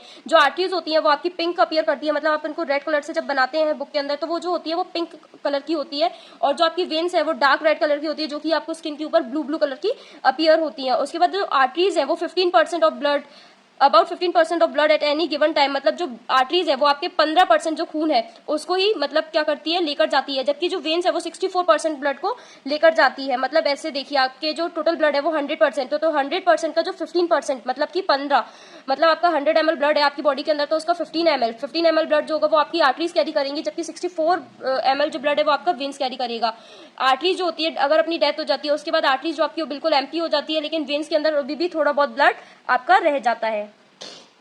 सो गाइज आई होप आपको अभी तक आर्टरीज और वेन्स के अंदर जो डिफरेंस है वो आपको समझ में आ गया होगा और आपको ब्लड समझ में आ गया होगा कि ब्लड क्या है। लेकिन उसके बीच में हमने कुछ पॉइंट्स भी डिस्कस किए थे, जैसे कि right auricle aorta, pulmonary aorta, इस टाइप के जो वर्ड्स थे, जो आपके कॉर्डनी टेंडनी, इस टाइप के जो वर्ड्स थे वो आप लोगों को अच्छे से समझ में नहीं आए होंगे आई होप, लेकिन अब आपको एकदम क्लियर हो जाएगा जो कि इंटरनल स्ट्रक्चर ऑफ हार्ट के अंदर अपन समझने वाले हैं। तो हार्ट का आपका इंटरनल स्ट्रक्चर दिखाई कैसे देता है वो आपको समझना है, और ये आपका 5 मार्क्स में क्वेश्चन भी आ सकता है जिसको आपको पता होना चाहिए। तो ये जो है वो आपका हार्ट है, इस साइड आपका जो है राइट एट्रियम है, जिसको एट्रिया भी बोलते हैं और प्लूरल में एट्रियम बोलते हैं, तो राइट एट्रिया या राइट एट्रियम है। उसके बाद इधर लेफ्ट एट्रियम है आपका, इधर राइट वेंट्रिकल है, और उसी के जस्ट लेफ्ट एट्रियम के जस्ट नीचे आपका लेफ्ट वेंट्रिकल है। तो देखिए सबसे पहले आपके ये राइट एट्रियम से क्या निकल रहा है, वीना केवा, जो कि आपके अपर पार्ट्स ऑफ बॉडी ऑर्गन्स को कनेक्ट करेगी हार्ट से। उसके बाद आपका जो इधर राइट ऑरिकल में, राइट ऑरिकल या राइट एट्रियम में एक और चीज आपकी जा रही है जो है पल्मोनरी आर्टरीज। तो पल्मोनरी आर्टरी और वीना केवा ये आपकी राइट एट्रियम को कनेक्ट कर रही है बॉडी पार्ट से। उसके बाद जो लेफ्ट एट्रियम है, लेफ्ट एट्रियम से आपका अरोटा बाहर की साइड निकल रहा है, फिर राइट एट्रियम आपका सीधे जा रहा है राइट वेंट्रिकल की तरफ, और राइट एट्रियम में आपका वीना केवा लोअर पार्ट्स को भी कनेक्ट कर रहा है। तो वीना केवा जो आपका है वो राइट ऑरिकल में है, कनेक्ट है डिफरेंट बॉडी पार्ट से। तो जो वीना केवा है वो एक अपर साइड के लिए है, जो कि आपके मतलब आपका जो हार्ट है वो सिचुएटेड होता है, उसके जो ऊपर के बॉडी ऑर्गन्स है उनको कनेक्ट करेगा हार्ट से, कौन, वीना केवा, जो कि अपर बॉडी पार्ट्स के लिए जाएगा। उसी की एक और ब्रांच होगी जो लोअर बॉडी पार्ट्स को कनेक्ट करेगी। तो वीना केवा आपका राइट एट्रियम से निकलेगा, उसके जस्ट नीचे आओगे तो राइट वेंट्रिकल दिखेगा। और जो हार्ट के दोनों पोर्शन को सेपरेट आउट करता है, राइट और लेफ्ट पोर्शन को, उसको सेप्टम बोलते हैं। सेप्टम क्या है, आप एक सीधी सी दीवार समझ सकते हैं जो आपके दो कमरों को सेपरेट कर रही है, मतलब राइट और लेफ्ट जो पार्ट है आपका हार्ट का उसको सेपरेट आउट कर रही है, जिससे कि आपका ऑक्सीजनेटेड और डीऑक्सीजनेटेड ब्लड मिक्स ना हो जाए, क्योंकि राइट साइड में आपका डीऑक्सीजनेटेड ब्लड है, लेफ्ट साइड में आपका ऑक्सीजनेटेड ब्लड है। जो कि आपका ऑक्सीजनेटेड ब्लड ऑर्गन्स तक जाना है, और जो डीऑक्सीजनेटेड ब्लड है उसको लंग्स तक जाना है। तो ये दोनों ब्लड मिक्स ना हो जाए, इसलिए आपका सेप्टा प्रेजेंट होता है। उसके बाद हम आ जाते हैं अपना क्या, लेफ्ट एट्रियम की साइड। लेफ्ट एट्रियम में आपके जो है पल्मोनरी वेन्स आ रही है। लेफ्ट एट्रियम में क्या आ रहा है, पल्मोनरी वेन्स आ रही है। और जो राइट एट्रियम है उसमें हमने देखा था पल्मोनरी आर्टरीज आ रही है। तो आप इसको एकदम टेबल के फॉर्म में बना सकते हैं कि आपकी जो पल्मोनरी आर्टरी है वो कहाँ पर आ रही है, राइट एट्रियम में, जबकि जो पल्मोनरी वेन है वो कहाँ आ रही है, लेफ्ट एट्रियम में। अरोटा कहाँ आ रही है, लेफ्ट एट्रियम में। वीना केवा कहाँ आ रही है, राइट एट्रियम में। बस इस तरीके से आप बना सकते हैं। ये आपकी वॉल्व्स प्रेजेंट होती है दोनों राइट और लेफ्ट एट्रियम और वेंट्रिकल्स के बीच में, जिससे कि आपका ब्लड जो है वो बैकफ्लो ना कर जाए। बस इतना सा आपको स्ट्रक्चर दिया हुआ है। आपको बहुत डिटेल में हार्ट का स्ट्रक्चर नहीं पढ़ना है, आपको सिर्फ इतने स्ट्रक्चर पता होने चाहिए और आपको इसके अलावा और कुछ लर्न करने की जरूरत नहीं है। सिर्फ आपको जो इंटरनल स्ट्रक्चर्स है, मतलब हार्ट के अंदर क्या क्या प्रेजेंट होता है, सिर्फ इतना पता होना चाहिए। बहुत डिटेल में आपको ये सब दिया हुआ नहीं है। उसके अपन आगे चलते हैं। अब अपन जो नेक्स्ट टॉपिक है वो अपना है डबल सर्कुलेशन। सो गाइज, अभी तक आपको जो स्ट्रक्चर थे हार्ट के वो सारे पता चल गए हैं। अब डबल सर्कुलेशन मतलब ये है कि जो आपका ब्लड है, ऑक्सीजनेटेड और डीऑक्सीजनेटेड ब्लड, वो आपके हार्ट के थ्रू होता हुआ 2 बार पास होता है। मतलब ऐसा होता है कि आपके ऑर्गन्स तक गया और ऑर्गन से लंग्स के बीच में, जब वो हार्ट से पंप आउट होता है तो 2 बार पंप आउट होता है, इसलिए इसको डबल सर्कुलेशन बोलते हैं। एक बार पहले सर्कुलेट हो गया, मतलब बॉडी ऑर्गन्स तक चला गया, फिर बॉडी ऑर्गन से डीऑक्सीजनेटेड ब्लड आपका लंग्स के पास जाएगा, लंग से फिर ऑक्सीजनेटेड वापस होकर वो हार्ट के पास आएगा और फिर से बॉडी ऑर्गन के पास जाएगा। तो हार्ट से इस एक साइकिल के बीच में वो हार्ट से 2 बार पास हुआ है, इसलिए इसको डबल सर्कुलेशन बोलते हैं। और ह्यूमन के अंदर हमें डबल सर्कुलेशन देखने को मिलता है। तो अगर आपको 5 मार्क्स का एक क्वेश्चन आपके एग्जाम में आ जाता है तो आप इतना ईजी सा डायग्राम अगर बना देते हैं तो आपको पूरे प्रॉपर 5 मार्क्स मिलेंगे। जो भी स्ट्रक्चर वाला बताया था उसमें सिर्फ आपको स्ट्रक्चर क्लियर हुए थे कि कौन से पार्ट से कौन सी वेन, कौन सा रोटा और कहाँ पर वेंट्रिकल, ये सारी सेप्टम वगैरह ये सारी चीजें आपको बताई गई थी। लेकिन उसको एक्सप्लेन करना है तो आपको बहुत ज्यादा थ्योरी लिखने की जरूरत नहीं पड़ेगी। अगर आप इसको बना देते हैं और इसको थोड़ा बहुत एक्सप्लेन कर देते हैं तो आपको 5 मार्क्स मिल जाएंगे। तो सबसे पहले आपको क्या बनाना है, एक लंग बनाना है, जिसके अंदर आपको प्रॉपर डायग्राम नहीं बनाना है, शेप वगैरह, सिर्फ एक बॉक्स के अंदर लंग लिख दीजिए और नीचे आपका बॉडी ऑर्गन लिख दीजिए। उसके बाद हार्ट बनाना है, तो हार्ट में आपको क्या करना है, एक बॉक्स बनाना है, उसके अंदर 4 मतलब सेपरेट पोर्शंस बनाने हैं। जिस पोर्शन में सबसे ऊपर आपका राइट एट्रियम होगा, जो आपका बुक है तो वो इस तरीके से रखी होती है कि आपको अपने लेफ्ट हैंड की साइड आपको क्या बनाना है, राइट पोर्शन बनाना है। तो राइट एट्रियम बनाना है, उसके जस्ट नीचे राइट वेंट्रिकल बनाना है, जिसको आपको वॉल्व्स के थ्रू सेपरेट आउट करना है। फिर एक साइड आपको लेफ्ट एट्रियम बनाना है, लेफ्ट वेंट्रिकल बनाना है, जिसको भी आपको वॉल्व्स के थ्रू सेपरेट आउट करना है, और बीच में आपको सेप्टम बनाना है। ये आपका क्या है, ये आपका है सेप्टम, जो कि दोनों पोर्शन को अलग कर रहा है। तो ये आपका सेप्टम हो गया, लेफ्ट एट्रियम हो गया, लेफ्ट वेंट्रिकल हो गया, राइट एट्रियम हो गया, राइट वेंट्रिकल हो गया, ये आपका हार्ट हो गया, लंग हो गया, बॉडी ऑर्गन हो गए। उसके बाद राइट एट्रियम से जो है, अब सबसे पहले अपन देख लेते हैं कि बॉडी ऑर्गन जो मतलब है, बॉडी ऑर्गन से आपका क्या हुआ, डीऑक्सीजनेटेड ब्लड, बॉडी ने मतलब आपका ऑक्सीजनेटेड ब्लड यूज कर लिया और उसके पास जो कार्बन डाइऑक्साइड थी वो ब्लड के अंदर मिक्स हो गई। तो यहाँ से आपके बॉडी ऑर्गन से CO2 जो थी वो ब्लड के अंदर मिक्स हो गई और वो ब्लड कैसा हो गया, डीऑक्सीजनेटेड ब्लड हो गया, क्योंकि ऑक्सीजन तो बॉडी ऑर्गन ने यूज कर लिया और कार्बन डाइऑक्साइड मिक्स कर दी। तो जो डीऑक्सीजनेटेड ब्लड है, जो आपकी मेन वेन होती है, मेन वेन जो होती है वीना केवा जिसको बोलते हैं, वो आपके बॉडी ऑर्गन से डीऑक्सीजनेटेड ब्लड को लेकर गई। बॉडी ऑर्गन से आपका डीऑक्सीजनेटेड ब्लड वेना केवा में बैठकर ट्रेवल करता हुआ राइट एट्रियम के पास आएगा। राइट एट्रियम के अंदर से फिर वो कहाँ जाएगा, डायरेक्टली राइट वेंट्रिकल के पास जाएगा। कहाँ जाएगा, राइट वेंट्रिकल के पास। फिर राइट वेंट्रिकल से आपकी जो पल्मोनरी आर्टरी है, पल्मोनरी आर्टरी आपका जो अभी डीऑक्सीजनेटेड ब्लड ही ट्रेवल कर रहा है ना, क्योंकि बॉडी ऑर्गन से डीऑक्सीजनेटेड ब्लड वीना केवा के थ्रू राइट एट्रियम में आया, राइट एट्रियम से राइट वेंट्रिकल में गया। अब राइट वेंट्रिकल के अंदर आपका क्या प्रेजेंट है, डीऑक्सीजनेटेड ब्लड, इसलिए मैंने आपको पहले ही बता दिया कि जो राइट साइड है वो डीऑक्सीजनेटेड ब्लड, लेफ्ट साइड आपकी ऑक्सीजनेटेड ब्लड। तो यहाँ पर आपका क्या है, डीऑक्सीजनेटेड ब्लड। जो डीऑक्सीजनेटेड ब्लड राइट वेंट्रिकल के अंदर आया वो पल्मोनरी आर्टरी के थ्रू होता हुआ कहाँ जाएगा, लंग के पास जाएगा। तो जो आपका डीऑक्सीजनेटेड ब्लड राइट वेंट्रिकल से पल्मोनरी आर्टरी में बैठकर कहाँ जाएगा, लंग्स के पास जाएगा। लंग्स आपका क्या करेगी, इस डीऑक्सीजनेटेड ब्लड को फिल्टर आउट कर देगी और यहाँ से आपका ऑक्सीजनेटेड ब्लड जो है वो आपका पल्मोनरी वेन के through oxygenated blood left atrium में जाएगा। जो आपका ऑक्सीजनेटेड ब्लड है लंग से, वो पल्मोनरी वेन में बैठकर कहाँ जाएगा, लेफ्ट एट्रियम में। लेफ्ट एट्रियम इसको पंप आउट कर देगी। लेफ्ट एट्रियम आपका क्या करेगी, कॉन्ट्रैक्ट करेगी। कॉन्ट्रैक्ट होने के कारण इसमें प्रेशर पड़ेगा और ये लेफ्ट वेंट्रिकल में आपके ऑक्सीजनेटेड ब्लड को मतलब पंप आउट कर देगी। अब लेफ्ट वेंट्रिकल कॉन्ट्रैक्ट होगा और लेफ्ट वेंट्रिकल जैसे ही कॉन्ट्रैक्ट होगा तो आपकी जो मेन आर्टरी है जिसको अरोटा बोलते हैं, उसके अंदर ब्लड जाएगा और ऑक्सीजनेटेड ब्लड आपका बॉडी ऑर्गन तक पहुंच जाएगा। तो ये आपका जो ब्लड है वो 2 बार ट्रेवल करा हार्ट के थ्रू। कैसे, क्योंकि एक बार तो वो डीऑक्सीजनेटेड ब्लड राइट एट्रियम में आया और राइट वेंट्रिकल में आया, उसके बाद लंग से फिर ऑक्सीजनेटेड ब्लड लेफ्ट एट्रियम और लेफ्ट वेंट्रिकल में आया, तो 2 बार हो गया ना सर्कुलेशन, इसलिए इसको डबल सर्कुलेशन बोलते हैं। और फिर कहाँ गया, बॉडी ऑर्गन के पास, फिर से बॉडी ऑर्गन ने आपका ऑक्सीजन यूज कर ली, कार्बन डाइऑक्साइड मिक्स कर दी, और फिर से वेना केवा के थ्रू राइट एट्रियम में गया, राइट एट्रियम से राइट वेंट्रिकल में गया, पल्मोनरी आर्टरी के थ्रू लंग्स के पास गया, लंग्स से क्या हुआ, पल्मोनरी वेन के थ्रू लेफ्ट एट्रियम में आया, लेफ्ट एट्रियम से लेफ्ट वेंट्रिकल में आया, फिर से अरोटा के थ्रू ऑक्सीजनेटेड ब्लड आपका बॉडी ऑर्गन तक आ गया। तो इस तरीके से साइकिल रिपीट होती रहेगी और कार्डियक साइकिल आपकी कंटिन्यू होती रहेगी। इसी प्रोसेस को अपन क्या बोलते हैं, डबल सर्कुलेशन बोलते हैं। तो अभी तक अपन ने जो आर्टरीज और वेन्स के बीच में डिफरेंस देखा था, आप उन्हीं पॉइंट्स को आर्टरीज और वेन्स के अंदर लिख सकते हैं। उसके बाद हमारी एक और जो ट्रांसपोर्ट करने के लिए जो एक और मीडियम होता है आर्टरीज और वेन्स के अलावा, वो होता है हमारा कैपिलरीज। जो कैपिलरीज होती है वो सिंगल लेयर ऑफ सेल से बनी हुई होती है और ये परमेबल होती है गैसेस के लिए, डाइजेस्टेड फूड के लिए। मतलब जिस तरीके से आपकी आर्टरीज और वेन्स ब्लड को कैरी कर रही थी, उसी तरीके से जो आपकी कैपिलरीज है वो गैसेज और डाइजेस्टेड फूड के लिए क्या होती है, परमेबल होती है। मतलब गैसेज और डाइजेस्टेड फूड इनके अंदर जा सकते हैं और इनके बाहर जा सकते हैं। तो इस तरीके से डाइजेस्टेड फूड को और मतलब जो आपकी यूजफुल मटेरियल है उसको क्या करेगी, कैरी करेगी ऑर्गन्स के पास। तो एक और हमारा जो ट्रांसपोर्टेशन मीडियम है वो कैपिलरीज है। तो आर्टरीज, वेन्स और कैपिलरीज अभी तक हमने देख लिया। उसके बाद हमारा लिम्फ आ जाता है। लिम्फ जो होता है वो ब्लड प्लाज्मा के जैसे ही होता है। ब्लड प्लाज्मा आपको बताया था कि 90% वाटर होता है, तो उसी तरीके से लिम्फ जो होता है वो भी आपके ब्लड प्लाज्मा जैसा होता है और जो कि कलरलेस होता है, जो क्या कंटेन करता है, प्रोटीन्स को लेस कंटेन करता है। जबकि आपका प्लाज्मा जो था, ब्लड प्लाज्मा, उसके अंदर प्रोटीन की मात्रा बहुत ज्यादा थी, इसके अंदर प्रोटीन की जो मात्रा है वो बहुत कम है। तो लिम्फ आपका ब्लड प्लाज्मा होता है जो कि कलरलेस होता है और लेस प्रोटीन को कंटेन करता है। उसके बाद हमारा आ जाता है लिम्फ नोड्स। लिम्फ नोड्स जो होते हैं वो आपके लिम्फ वेसल्स के अंदर प्रेजेंट होते हैं और ये क्या करते हैं, formed of lymphatic tissues. Lymphatic tissues से आपका लिम्फ वेसल्स बने हुए होते हैं जिनके अंदर क्या होता है, लिम्फ नोड्स प्रेजेंट होते हैं। लिम्फ, उसके बाद क्या होता है, lymph is filtered in lymph nodes to separate micro organism, phagocytes and damage cells. जो आपके लिम्फ है, जो कि लिम्फ नोड्स के अंदर क्या होते हैं, फिल्टर्ड होते हैं। मतलब लिम्फ नोड्स थे जो आपके लिम्फ वेसल्स के अंदर प्रेजेंट थे, अब उसी के अंदर जो आपका लिम्फ है जो कि बिल्कुल प्लाज्मा जैसा मटेरियल है, वो फिल्टर कहां पर होता है, लिम्फ नोड के अंदर। और लिम्फ नोड के अंदर फिल्टर करने का मतलब ये है कि उसके अंदर जो भी जीवाणु या कीटाणु वगैरह आ गए हैं, जो कि आपकी डैमेज सेल्स वगैरह है, उन सबको रिमूव कर देना। लिम्फ से जो जितनी भी मतलब अनयूजफुल मटेरियल है उसको सेपरेट कहाँ किया जाता है, लिम्फ नोड के अंदर सेपरेट किया जाता है। उसके बाद हमारा आ जाता है लिम्फोसाइट्स। तो लिम्फोसाइट्स जो होती है एंटीबॉडीज और antitoxins are produce in lymph nodes.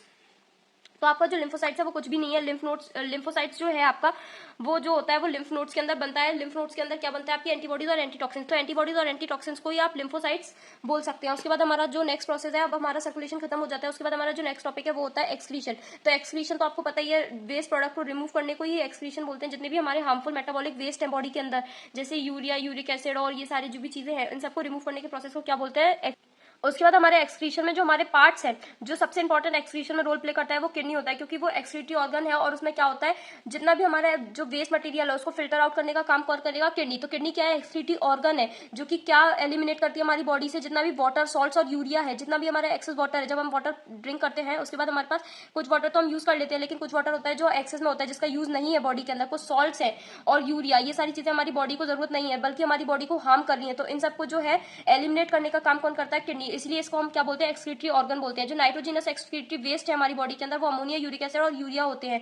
तो सबसे हार्मफुल हमारा अमोनिया है, उसके बाद यूरिक एसिड है, उसके बाद यूरिया है। इन सबको हम वाटर के कंसंट्रेशन के ऊपर मतलब डिवाइड करते हैं। तो अमोनिया को बहुत ज्यादा पानी की जरूरत होती है रिमूव करने के लिए, इसलिए हम अमोनिया के फॉर्म में अपना वेस्ट रिमूव नहीं करते। उसके बाद यूरिक एसिड को पानी की जरूरत होती है, उसके बाद यूरिया। तो हमें पानी बहुत ज्यादा चाहिए रहता है, इसलिए हम ज्यादा पानी को अपनी बॉडी से बाहर नहीं निकाल सकते, हम कम पानी को अपनी बॉडी से बाहर निकाल सकते हैं। इसलिए हम अपने जो वेस्ट है उसको यूरिया के फॉर्म में एक्सक्रीट आउट करते हैं, जिससे हमारी बॉडी का कम से कम पानी जो है इसको एक्सक्रीट करने के लिए यूज हो सके। उसके बाद एक्सक्रीटरी ऑर्गन्स जो होते हैं ह्यूमंस के अंदर, वो क्या है, किडनी है। किडनी हमारी पेयर में प्रेजेंट होती है, जो कि कहां पर प्रेजेंट होती है, upper back part of abdomen. जहां पर हमारे सेक्स ऑर्गन्स प्रेजेंट होते हैं उसी को एब्डोमेन रीजन बोलते हैं। तो वहीं पर हमारी किडनी के पेयर प्रेजेंट होते हैं। जो हमारी किडनी है वो बीन शेप्ड होती है, अभी तक सबको ही पता है, बहुत बेसिक से पढ़ा रहे हैं जो 7th 8th में आप पढ़ चुके हो। तो किडनी हमारी बीन शेप्ड होती है और इसके अंदर इनर डिप्रेशन प्रेजेंट होते हैं। इनर डिप्रेशन मतलब किडनी आपकी इस तरीके से होती है, तो ये जो है इसको इनर डिप्रेशन बोलते हैं। यहाँ से हमारा हाइलम जो है बाहर की तरफ आउट मतलब रिलीज आउट होता है, यहाँ से हमारा हाइलम आता है। हाइलम क्या करेगा, हाइलम हमारी यूरिनरी ब्लैडर को मतलब पकड़ने का काम करता है। यहाँ से हमारा यूरिनरी ब्लैडर जो है वो कनेक्टेड रहता है, किसके थ्रू, हाइलम के थ्रू, किडनी से कनेक्टेड रहता है। और यहाँ से हमारा जो वेस्ट है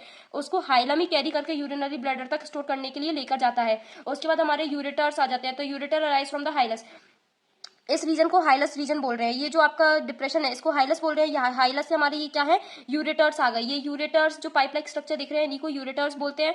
और यहाँ से ये यूरेटर्स जो है वो यूरिनरी ब्लैडर को पकड़ के रखा है। इस यूरिनरी ब्लैडर के अंदर वेस्ट आएगा, तो ये सबसे पहले किडनी के अंदर जो डिप्रेशन है इसको हाइलस बोला, हाइलस से हमारे यूरेटर्स आएंगे, यूरेटर से यूरिनरी ब्लैडर और उसके नीचे यूरिनरी ब्लैडर के नीचे यूरेटर्स होंगे, जहाँ से हमारा जो वेस्ट है वो रिलीज आउट हो जाएगा। किडनी के हमारे दो रीजन होते हैं, कॉर्टेक्स रीजन होता है और एक मेडुला होता है। जो कॉर्टेक्स रीजन है वो बाहर की साइड का रीजन होता है, उसके जो अंदर ये वाला रीजन है, ये वाला रीजन ये जो प्रेजेंट है इसको मेडुला बोलेंगे। जो फंक्शनल यूनिट होती है किडनी की वो नेफ्रॉन होता है, और नेफ्रॉन का स्ट्रक्चर आपको बनाने के लिए आ सकता है। तो नेफ्रॉन आपका कुछ भी नहीं होता, ये कॉइल्ड जो होता है ट्यूब लाइक स्ट्रक्चर होता है, जो कि क्या कंसिस्ट करता है, प्रॉक्सिमल और distal convoluted tubules and U shaped loop of Henle. तो जब आप इसका नेफ्रॉन का डायग्राम देखेंगे तो उसके अंदर आपको समझ में आ जाएगा कि नेफ्रॉन कैसा है। अब मैं आपको एक काम करती हूँ, नेफ्रॉन का डायग्राम ही जल्दी से समझा देती हूँ जिससे आपको ये वाला पॉइंट क्लियर हो जाए। इसके अंदर लिखा हुआ है a nephron has a coiled a convoluted urinary tubule consisting of proximal और distal convoluted tubule and U shaped loop of Henle. तो आप इसको अंदर क्या याद रखना है, एक तो आपका लूप ऑफ हेनले होता है, उसके बाद आपका पीसीटी होता है और एक आपका डीसीटी होता है। तो नेफ्रॉन के अंदर आपके तीन रीजन होते हैं मेनली, एक तो होता है आपका पीसीटी जिसको बोलते हैं प्रॉक्सिमल कॉन्वोल्यूटेड ट्यूब्यूल, उसके बाद डीसीटी होता है जिसको डिस्टल कॉन्वोल्यूटेड ट्यूब्यूल्स बोलते हैं, और एक you shaped loop of Henley होता है। ये तीन चीजें आपके नेफ्रॉन के अंदर मेन फंक्शन परफॉर्म करती हैं। तो अपन नेफ्रॉन का डायग्राम देख लेते हैं। सो गाइस, अब हमारा ये जो है नेफ्रॉन का डायग्राम है, इसमें सबसे पहले हमें ग्लोमेरुलर कैप्सूल देखने को मिल रहा है जिसके अंदर हमारा ग्लोमेरुलस प्रेजेंट है। और ग्लोमेरुलस जो आपकी एफरेंट आर्टियोल और इफरेंट आर्टियोल जब अंदर आके बहुत ज्यादा कॉइल हो रही है, उस चीज के जो जंक्शन है, उस चीज के जंक्शन से हमारे क्या फॉर्म हो रहा है, ग्लोमेरुलस फॉर्म हो रहा है। जो ग्लोमेरुलर कैप्सूल है आपका फिर आगे जा रहा है जिसको अपन पीसीटी बोलते हैं, प्रॉक्सिमल कॉन्वोल्यूटेड ट्यूब्यूल। फिर जो नीचे जब जा रही है तो डिसेंडिंग लिम्फ आ रही है, डिसेंडिंग लिम्फ आपके नीचे जाकर यू शेप्ड लूप बना रही है जिसको लूप ऑफ हेनले बोलते हैं, और फिर वो ऊपर जाके असेंडिंग लूप बना रही है जिसको फिर आगे जब वो बढ़ती जा रही है तो उसको डीसीटी बोलते हैं। डीसीटी आगे कलेक्टिंग डक्ट के अंदर आपकी ओपन हो जाती है जहां पर आपकी यूरिन स्टोर्ड रहती है। तो इसके अंदर इसके आसपास हमारे पास ब्लड सप्लाई भी होती है, मतलब इसके आसपास हमारे पास आर्टरीज और वेन्स भी प्रेजेंट होती हैं जो कि ब्लड को लेकर जाती हैं। तो हमारे पास एफरेंट आर्टियोल और इफरेंट आर्टियोल जो होती है वो हमारी डिसेंडिंग लिम्फ और असेंडिंग लिम्फ जो कि लूप ऑफ हेनले के पार्ट है उसको क्या कर रखा है, उन लोगों ने कवर कर रखा है और उसके आसपास प्रेजेंट है। उसके बाद हमारा यहाँ पर नेफ्रॉन खत्म हो जाता है। ये जो है हमारी वो क्या है, फंक्शनल यूनिट है किस चीज की, किडनी की। तो नेफ्रॉन हमारा क्या होता है, फंक्शनल यूनिट होती है किडनी की, जिसके ये सारे पार्ट्स दिए हुए हैं, जिसका मेन पार्ट आपका ग्लोमेरुलस आपको लर्न रखना है, ग्लोमेरुलस। उसके बाद हमारा लूप ऑफ हेनले जो कि यू शेप्ड होता है जिसमें डिसेंडिंग लिम्फ और असेंडिंग लिम्फ होती है, पीसीटी होती है, डीसीटी होती है और एक कलेक्टिंग डक्ट होती है। बस आपको इतना सा याद रखना है और इसको आपको एग्जाम में एज इट इज ड्रॉ करने से आपको 5 मार्क्स मिल जाएंगे। अब आपने जो डायग्राम देखा था उसके अंदर हमने जो पार्ट्स देखे थे, अगर आपको उसकी डिटेलिंग लिखनी आ गई, मतलब उसकी थ्योरी अगर आपको लिखना है और लर्न करना है तो आप इस लाइन को ऐड कर सकते हैं। जो हमारा डबल वॉल्ड कप था जिसको अपन वुमेन्स कैप्सूल बोल रहे थे, जो आपने ग्लोमेरुलर कैप्सूल देखा था उसको अपन वुमेन्स कैप्सूल भी बोल देते हैं, जिसके अंदर क्या होता है, ब्लड कैपिलरीज प्रेजेंट होती है। मैंने आपको बताया था कि एफरेंट आर्टियोल रिफरेंट आर्टियोल जब आपके अंदर आके कॉइल हो रही थी तो ग्लोमेरुलस बन रहा था, तो उन्हीं को अपन क्या बोल रहे हैं, ब्लड कैपिलरी नेटवर्क बोल रहे हैं, जो कि क्या है, ग्लोमेरुलर कैप्सूल जिसको अपन वुमेन्स कैप्सूल बोल रहे हैं, उसके अंदर आकर कॉइल हो रही थी। तो ग्लोमेरुलस कैसे बनता है, जो आपके एफरेंट आर्टियोल और इफरेंट आर्टियोल अंदर आके कॉइल हो जाती है, उससे आपके क्या बन जाता है, ग्लोमेरुलस बन जाता है। उसके बाद हमने ब्लड अपना पहले ही देख लिया था। उसके बाद हमारा जो ब्लड है वो ग्लोमेरुलस के अंदर जाता है, किसके थ्रू जाता है, एफरेंट आर्टियोल के थ्रू। उसके बाद इफरेंट आर्टियोल के थ्रू वो बाहर निकल जाता है। जो आपका एफरेंट आर्टियोल होता है उसका जो डायमीटर होता है वो ज्यादा होता है as compare to efferent arteriole. क्यों, क्योंकि आपका जो एफरेंट आर्टियोल है वो ब्लड को लेकर आ रहा है, और लेकर आएगा तो ज्यादा से ज्यादा चीज आपको लेनी होती है ना। ऐसा होता है जब आप मार्केट जाते हो तो आपको ज्यादा चीजें खरीदनी होती है, लेकिन जब आपको किसी को देना होता है तो आप थोड़ी कम चीज देते हो। तो उसी तरीके से एफरेंट आर्टियोल के अंदर ज्यादा ब्लड आएगा तो उसका जो डायमीटर होगा वो बड़ा होगा, और इफरेंट आर्टियोल का जो डायमीटर है वो आपका छोटा होगा। ब्लड जो होता है वो स्लोली आपका कहाँ एंटर करता है, इफरेंट आर्टियोल के अंदर एंटर करता है, लेकिन प्रेशर बहुत ज्यादा होता है, जाता बहुत धीरे धीरे है लेकिन बहुत ज्यादा प्रेशर से जाता है, किसके अंदर, इफरेंट आर्टियोल के अंदर। उसके बाद हमारा आ जाता है अल्ट्रा फिल्ट्रेशन वाला प्रोसेस। तो अल्ट्रा फिल्ट्रेशन आपका कहाँ पर होता है, वुमेन्स कैप्सूल के अंदर होता है, और ये क्या होता है, फिल्ट्रेशन ऑफ ब्लड। मतलब आपका वुमेन्स कैप्सूल के अंदर क्या गया था, ब्लड गया था। ब्लड के फिल्ट्रेशन को अपन अल्ट्रा फिल्ट्रेशन बोलते हैं, जो कि वुमेन्स कैप्सूल के अंदर होता है, जिसके अंदर क्या होता है, जो आपका water, urea, glucose, amino acids और sodium, potassium, uric acid, creatinine, ये सारी जो चीजें होती है वो सारी क्या होती है, आपकी फिल्टर आउट हो जाती है। उसके बाद हमारा सिलेक्टिव रीअब्जॉर्प्शन होता है। सिलेक्टिव रीअब्जॉर्प्शन इसलिए कि हर एक चीज को वो रीअब्जॉर्ब नहीं करता, कुछ जो सिलेक्टिव चीजें हैं जिसकी इसकी जरूरत होती है सिर्फ उन्हीं चीजों को रीअब्जॉर्ब करता है, जो कि कहाँ पर होता है, जो आपकी ट्यूब है, पीसीटी, डीसीटी और लूप ऑफ हेनले, इन सब के अंदर आपका सिलेक्टिव रीअब्जॉर्प्शन होता है। जो भी आपका वाटर, ग्लूकोज और अमीनो एसिड और जो सॉल्ट्स है वो सारे आपके रीअब्जॉर्ब हो जाते हैं, क्योंकि वाटर की जरूरत होती है, ग्लूकोज, अमीनो एसिड और सॉल्ट्स, इन सारी चीजों को रीअब्जॉर्ब कर लिया जाता है। जबकि जो आपके सोडियम और क्लोराइड आयंस हैं उनको भी रीअब्जॉर्ब कर लिया जाता है। तो आपका सिलेक्टिव रीअब्जॉर्प्शन होता है। जो बाकी आयंस होते हैं उनको एब्जॉर्ब नहीं किया जा रहा है, सिर्फ आपका सोडियम और क्लोराइड आयन जो Na+ और Cl- आयंस होते हैं सिर्फ इन्हीं को एब्जॉर्ब किया जा रहा है। उसके बाद आपका ट्यूबुलर सीक्रेशन होता है। जो आपकी लूप ऑफ हेनले है वहां से कुछ चीजें सीक्रेट आउट भी होती है, जिससे आपका जो यूरिन वगैरह है वो कंसंट्रेटेड फॉर्म में आ जाती है, जिससे कि आपका वाटर कम से कम लॉस हो सके। तो tubular secretion of ammonia, potassium, creatinine, hydrogen ions, hippuric acid etcetera, जो ये सारी चीज़ें होती है वो आपकी कहाँ पर सीक्रेट आउट होती है, पीसीटी के अंदर। आपकी पीसीटी के अंदर मेनली आपको अमोनिया और पोटेशियम, या मतलब रखना है अमोनिया और पोटेशियम और हाइड्रोजन आयन। जो आपको अमोनिया है, पोटेशियम है और हाइड्रोजन आयन है, वो आपका कहाँ पर सीक्रेट आउट होता है, पीसीटी के अंदर सीक्रेट आउट होता है। उसके बाद हमारा ऑस्मो रेगुलेशन है। तो ऑस्मो रेगुलेशन वाली प्रोसेस जो होती है वो आपको क्या करती है, कंसंट्रेशन ऑफ वाटर और सॉल्ट्स को मेंटेन करके रखती है। तो osmo regulation is the maintenance of optimum concentration of salts and water in the body fluid. मतलब आपका जो वाटर और सॉल्ट्स की कंसंट्रेशन है, मतलब कितनी कंसंट्रेशन चाहिए, कितने को एक्सक्रीट आउट करना है, ये सारी चीजें आपकी ऑस्मो रेगुलेशन के थ्रू मेंटेन की जाती है। उसके बाद हमारे पास 3 टाइप की प्रोसेसेस आती है। एक होती है आइसोटोनिक, हाइपोटोनिक और हाइपरटोनिक। ये सारी चीजें आपने अपने 9th क्लास में भी पढ़ रखी हैं। तो आइसोटोनिक में क्या होता है, concentration of body fluid and that of surrounding medium is equal. Iso का मतलब होता है इक्वल, तो जो आपकी मीडियम है और जो आपकी बॉडी का फ्लूइड है उनकी जो कंसंट्रेशन है वो बिल्कुल सेम रहेगी। जो हाइपो होता है, हाइपो मतलब लोअर, तो जो आपकी बॉडी फ्लूइड कंसंट्रेशन है वो कम रहेगा, और हाइपर मतलब होता है ज्यादा, तो आपकी बॉडी फ्लूइड का कंसंट्रेशन बहुत ज्यादा रहेगा। मतलब आपकी बॉडी फ्लूइड जो होगा वो कंसंट्रेटेड फॉर्म में रहेगा, जबकि आपके जो बाहर का मीडियम है वो लेस कंसंट्रेटेड होगा। लेकिन जो हाइपोटोनिक है उसके अंदर बॉडी फ्लूइड लेस कंसंट्रेटेड रहेगा, लेकिन बाहर का मीडियम जो होगा वो हाईली कंसंट्रेटेड होगा। तो इस तरीके से ये तीनों आपको डिफरेंस लिखने आ सकता है कि आइसोटोनिक, हाइपोटोनिक और हाइपरटोनिक में क्या डिफरेंस है वो एक्सप्लेन कीजिए। तो आपको ये 3 पॉइंट लिखना है, उसके आपको 5 मार्क्स या 3 मार्क्स का जितने भी मार्क्स का क्वेश्चन आएगा वो आपको प्रोवाइड कर दिए जाएंगे। आप इसको चाहें तो टेबुलर फॉर्म में भी लिख सकते हैं। उसके बाद हमारे पास आ जाता है ह्यूमन एक्सक्रीटरी सिस्टम। तो इसको अपन डायग्राम के थ्रू एक्सप्लेन करने की कोशिश करें। इसके बाद हमारे पास आ जाता है human excretory system. Human excretory system के मैंने आपको बता दिया था कि क्या क्या होता है। सबसे पहले हमारे पास एक पेयर होता है किस चीज़ का, किडनी का। ये आपकी लेफ्ट किडनी हो गई, राइट किडनी हो गई।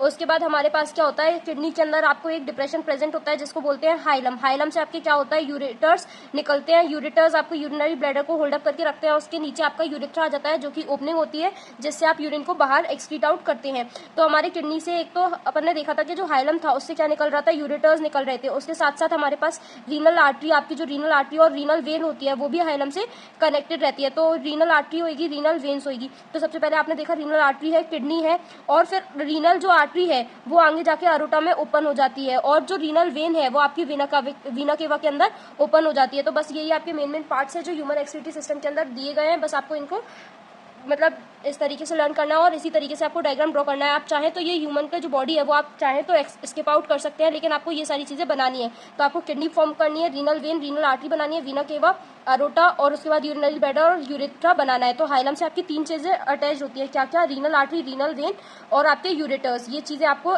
मतलब आपको थ्योरी में भी इस तरीके से लिखना है।